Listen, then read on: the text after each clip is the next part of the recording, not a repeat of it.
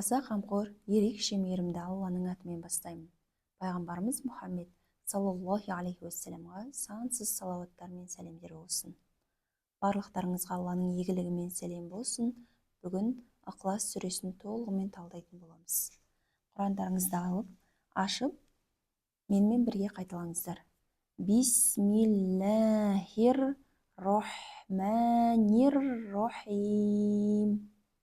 Біз бисмилля сөзін өткен сабақта толығымен талқылағанбыз, сондықтан да қазір бисмилля сөзіне оралмаймыз. Келесі. Құл хуаллаху ахад. Құл хуаллаху ахад. Аллаху самад. Лам ялид ва лам юлад ва лам якул лаху куфуан ахад.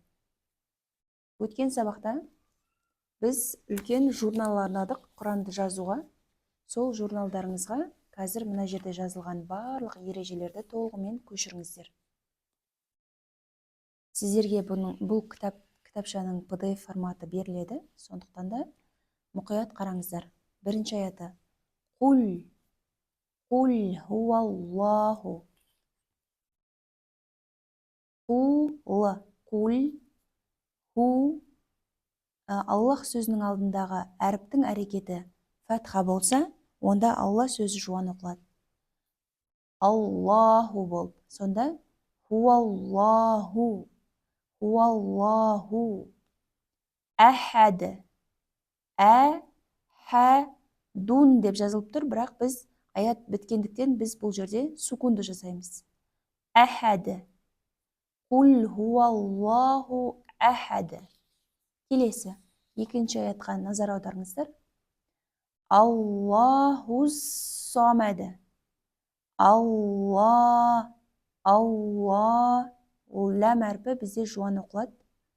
Аллаху сыға өтеміз, өйткені сөз ортасында уасыла оқылмайды. Лам әрпінен кейін бізде шамси әрпі келіп тұр. Аллаху самад. Қалқала жасаймыз. Д әрпін, және мына жерде де дәл әрпін қалқала жасаймыз. Самады. Келесі.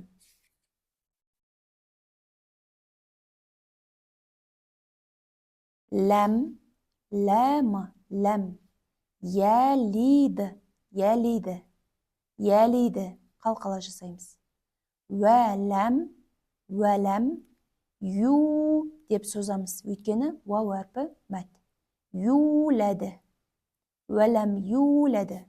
Ләм ялиді. Вәләм юләді. Келесі аят. Вәләм якулы. Лыға өтеміз, өйткені нун әрпі оқылмайды. Идғам ережесі. Якуллаху. Мына жерде мәт тұр. Ләху. Лыны айтқанда шәддамен келгендіктен оны күшейтіп айтамыз. Вәләм якуллаху куфуан. Мәт әрпі оқылмайды.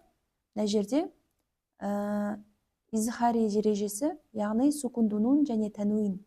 Нен кейін алиф әрпі келсе, онда куфуан ән деп жалғаймыз. Куфуан ахад. Аят аяқталды, сукундумен тоқтаймыз. Және де қалқала жасаймыз. Ахад.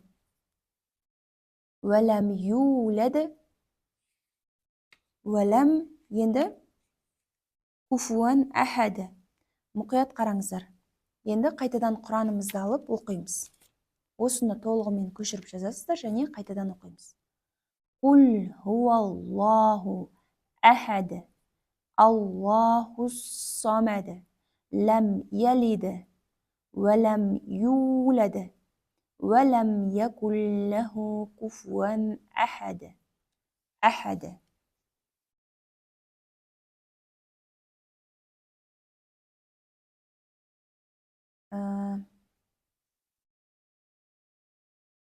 Жалпы қазақша мағынасы: Эй Мұхаммед, былай де.